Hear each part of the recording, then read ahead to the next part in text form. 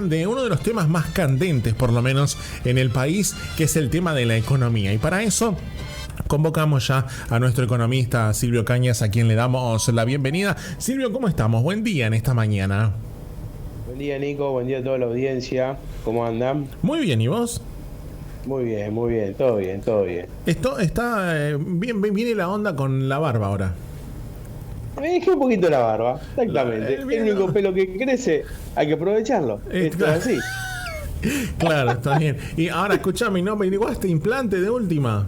No está en mi radar. No. Porque, también hay formas de hacer, viste que si te la dejas crecer mucho, hay gente que tiene una barba larga, he visto gente con trenza en la barba. Sí, bueno, eso ya me da un poquito de asquito. Acá Claro. lo mío con esto, hasta ahí llego. Hasta ahí llego. Es más, yo lo que me pasó siempre les cuento a mis amigos. Y así de parte le cuento a la audiencia, ¿no? El otro día hacía mucho tiempo que no iba a una peluquería. Claro. Muchos años. Bueno, usted se muere de hambre al peluquero. Totalmente. Entonces fui y aproveché y fui a la barbería. Peluquería, veo que ahora son todas barberías, más que Claro. muchos se reconvirtieron. Entonces estaba contento, estaba eufórico porque la verdad que no hacía mucho que no me hacía atender por un peluquero, un coafer. Así que la verdad que fui otro día, fui a la barbería, me retocó la barba, me prolijó, todo. Es una experiencia más que grata. Así que recomiendo a aquellos que se quieran dejar la barba, que lo hagan, pero que vayan a la barbería y se hagan retocar y se acomoden la barba, que hacen un buen laburo. Hay algo para cortar ahora, dijo. Exactamente. Entonces dije, ya que hay algo, voy a aprovecharlo. Estaba eufórico, estaba excitado, digamos. Es como un chico con juguete nuevo, digamos. Totalmente. Así que contento. Es una experiencia que hacía mucho que no vivía, así que lo volví a reflotar hace poco y en cualquier momento te que vi de nuevo, porque la barba, a diferencia del pelo, va más rápido. Mucho. Claro, va más rápido. Mucho. Y enseguida se nota cuando se empieza a crecer mal. Así Claro. que bueno, a ver, pegando un salto y hablando de barba y de crecimiento, lo que no sucede en nuestro país es el crecimiento de las reservas. Ahí estaba viendo que hace unos días salió un informe de cómo cerramos los primeros 8 meses en relación al mercado exterior. El mercado, digamos, a nuestra relación con el exterior. ¿Qué digo eso? La compra, la venta y el ingreso o no neto de las divisas que ha pasado en nuestro país. El primer punto, que por ahí es el que más, digamos, lo podemos ver palpable, es que el dólar ahorro. ¿Qué pasó en los últimos meses con respecto al dólar ahorro, el dólar billete y el consumo en tarjeta de crédito? Pensemos que se devaluó un 22% en el mes de agosto. Claro. Y que más allá de que vino un nuevo valor que significó del dólar oficial, que significó también un valor mucho mayor para los restos de los dólares, porque van acompañando el oficial, sigue habiendo una cantidad de compra de billetes importante y sigue habiendo consumo en el extranjero tal cual como venía en los meses anteriores. De hecho, si uno analiza todo el año, se empieza a ver una tendencia alcista, porque es decir, en enero empezaba un poco más bajo y ya empezó y se ve cómo se va elevando esa cantidad. Obviamente que muy lejos de digamos, lo que se ve en lo que se vio en los años anteriores, que nosotros tenemos la estadística acá desde el 2018 a la fecha, año 2018, 2019, hasta fines de 2019, que estamos hablando del fin de la gestión de Macri. Las ventas de dólares eran muchísimos más, estamos hablando de casi 4.000 millones de dólares por mes y ahora estamos solamente en 500 y hasta muchísimo menos, digamos, solamente de dólar billete. Lo que sí, esta baja significativa, que es importante, pero que la tendencia nos preocupa porque la tendencia es al alza, la gente sigue comprando el dólar billete, porque si se pone a hacer análisis fino, todavía sigue siendo conveniente y en algunos momentos más el famoso puré, ¿no? Compra el oficial y lo vendo en el blue. Cuando uno inclusive ve la venta de dólares billetes en el banco, es cero. Nadie tiene el dólar billete y va y lo vende al oficial. Lo vende en la cueva al blue. O en el mejor de los casos lo vende en un MEP que puede tener una cotización casi parecida al blue y lo sigue teniendo blanco, digamos, dentro del sistema financiero. Claro. Eso, a ver, un poco repasando el movimiento de dólares y el movimiento de divisas. Si vamos a lo que es exportación e importación, ya sabíamos que este año las exportaciones fueron muy malas. Solamente 2 sectores se salvaron y podríamos decir que salvan el año con respecto al año anterior, que es la industria automotriz y la minera. La industria automotriz, si bien en agosto cerró, exportó mucho menos de lo que exportó en agosto del 2022, lo que lleva acumulado en el año es un crecimiento del 2%. O sea que la industria automotriz es una generadora hoy de divisas, pero ha crecido el volumen de exportaciones poco, pero ha crecido, con lo cual eso habla de que por lo menos mantiene el empleo o la cantidad de empleo en niveles normales.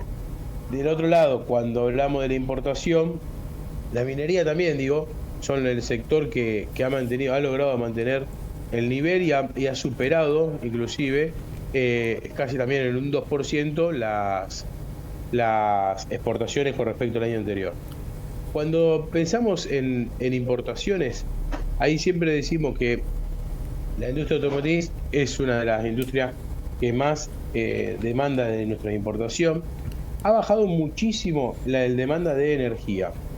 Obviamente que el vaca muerta y también un poco la recesión económica nuestra ha implicado caída en la demanda de energía, y eso ha significado un ahorro importante de divisas por parte del Estado a la hora de importar energía, gas fundamentalmente y algo de petróleo. Los que han crecido en la importación, aunque el agro, al haber leído tan mal con la sequía, no solamente no generó exportaciones y ingreso de divisas, sino que también para mantener funcionamiento las plantas que están todas acá en el cordón industrial, acá muy cerca nuestro, han tenido que importar cereal de otros países, dígase Bolivia, dígase Paraguay, dígase mismo Brasil, sur de Brasil.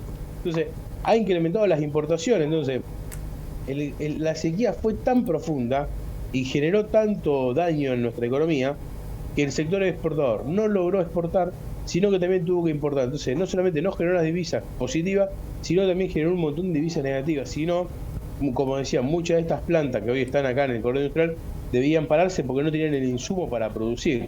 Y así significa parar la planta y no poder producir, significa no cumplir inclusive con los contratos de exportación que tenían pautado estas empresas. Claro. La ventaja es que acá se importa un grano, en este caso cuando hay sequía se importa un grano y se exporta un aceite, un pellet o biodiesel que termina siendo con mayor valor agregado. O sea que vos, por dar un ejemplo, vos exportás algo que vale $1 y terminás exportando algo que vale 2. Entonces tiene su beneficio, pero hasta que vos no lo exportás no haces el ingreso de divisas. Entonces el país está ahí que pendiente, que tiene que pagar tu importación, y todavía hasta que vos no lo puedas exportar.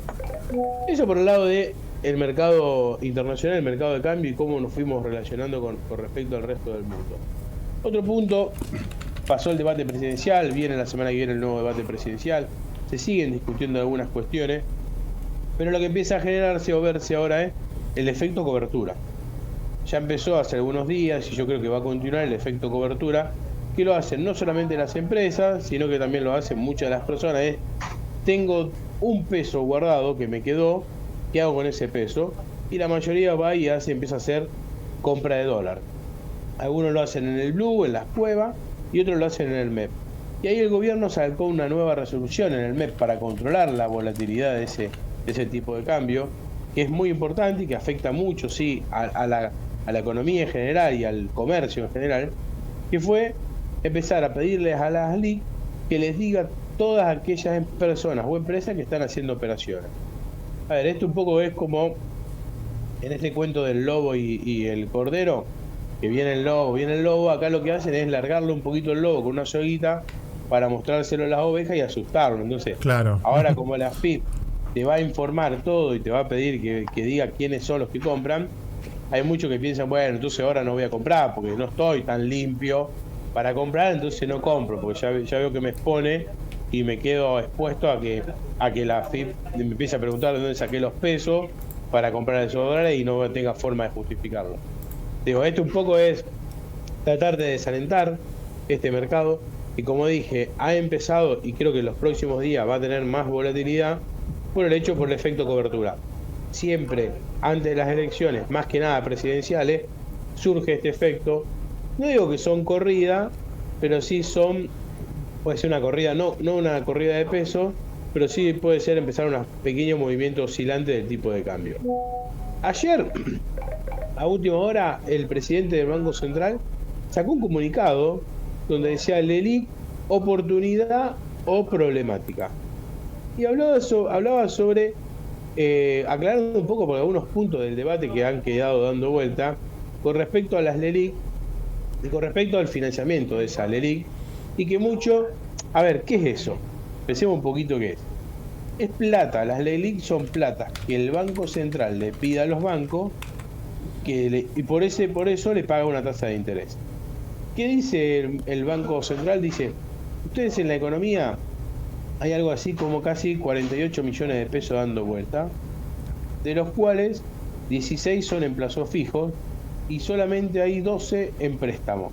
Entonces, hay un descalce en el sentido de que hay mucha plata que está puesta a plazo fijo y hay poco préstamo. ¿Y cómo funciona un banco? El banco te toma un plazo fijo, pero te da un préstamo.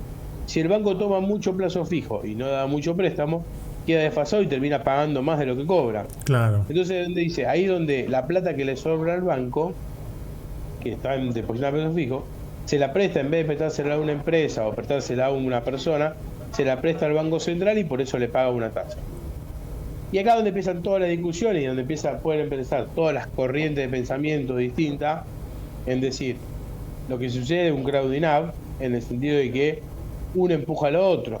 La gente no toma préstamo, las empresas no toman préstamo porque se lo saca el Estado, porque hoy el Estado le paga una tasa más alta, entonces el banco, en vez de prestarle a una persona con todos los riesgos que eso implica, o a una empresa con todos los riesgos que implica, se lo presta al Banco Central, ganan lo mismo y es menos riesgo.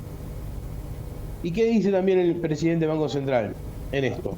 Nos llamó la atención, porque, digamos, como aclarando, digamos, una no información, pero sí los comentarios que se vienen dando con respecto a algo.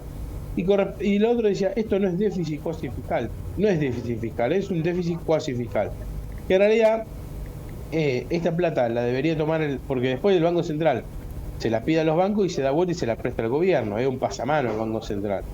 Pero lo que hace el Banco Central es quedarse con los muertos de los intereses, porque al gobierno no le cobra la misma tasa que le paga a los bancos. Entonces ahí se genera un déficit. Que eso también es creación secundaria de dinero. En esto cuando hablamos de imprimir la maquinita, hablamos de esta creación secundaria de dinero, que es parte de esto, es los intereses que los bancos van ganando, es más plata que va quedando en el banco que le vuelve a prestar al mismo gobierno. Entonces, vamos a un ejemplo muy sencillo. Vos, Nico, me prestás a mí 10 pesos. Yo te pago un interés de 2 pesos. Entonces yo todos los meses voy y te doy 2 pesos, te devuelvo 2 pesos. Vos en 5 meses me decís, che, Silvio, ¿no querés otros 10 pesos? Sí, te digo yo, dame otros 10 pesos, te vuelvo a prestar 10 pesos, me volví a prestar 10 pesos más. En realidad no fue plata tuya. Claro. Son los intereses que yo te fui pagando durante todo este tiempo y te estoy prestando los intereses de todo este tiempo. Entonces yo ya te presto 20 pesos y vos ya me empezás a pagar 4 pesos de interés por mes. Yo ahora en vez de 5 meses, yo en 2 meses y medio te vuelvo a llamar y te digo, che, ¿no querés otros 10 pesos más? Y yo que a lo mejor lo necesito, digo, bueno, dale, sí, dámelo. Entonces ya me prestaste 30, entonces ahora te empiezo a pagar 6 pesos por cada uno, por mes, por esos 30 pesos. O sea que ahora en un mes y chirolita, ya estoy en condiciones de volverte a prestar. Llega un momento en que los préstamos que van generando los bancos son de la cantidad de los intereses que le va pagando el mismo Banco Central, con lo cual no es plata que se fue creando ficticiamente, que no existe, y que el único beneficiario en esto es el sistema financiero. El sistema financiero recibe un montón de dinero de parte del Banco Central por prestarle plata al Banco Central, que en el corto plazo después termina siendo la misma plata que le pagó el Banco Central. O sea, el problema ahora que tenemos es cómo salimos de esa rueda y qué es lo que plantean los distintos candidatos a presidente para poder romper y cortar con ese financiamiento que no sirve, digamos, porque la verdad que al banco le sirve desde lo numérico, pero tampoco le sirve desde la gimnasia, porque el banco está hecho para prestar dinero fundamentalmente al consumo y a las empresas y no tanto al Estado. Pero bueno, en esta negocio, en esta competencia que tienen de tasa entre el Estado y las pymes, siempre le conviene, siempre sale beneficioso el Estado o el Banco Central en este caso, porque le termina pagando la misma tasa con muchísimo menos riesgo. Claro. Bueno, yo creo que temas que interesantes porque mucha gente hace esto que vos decís, ¿no? De ahorrar o de guardarse los dólares o de cambiarlos después en el mercado ilegal también.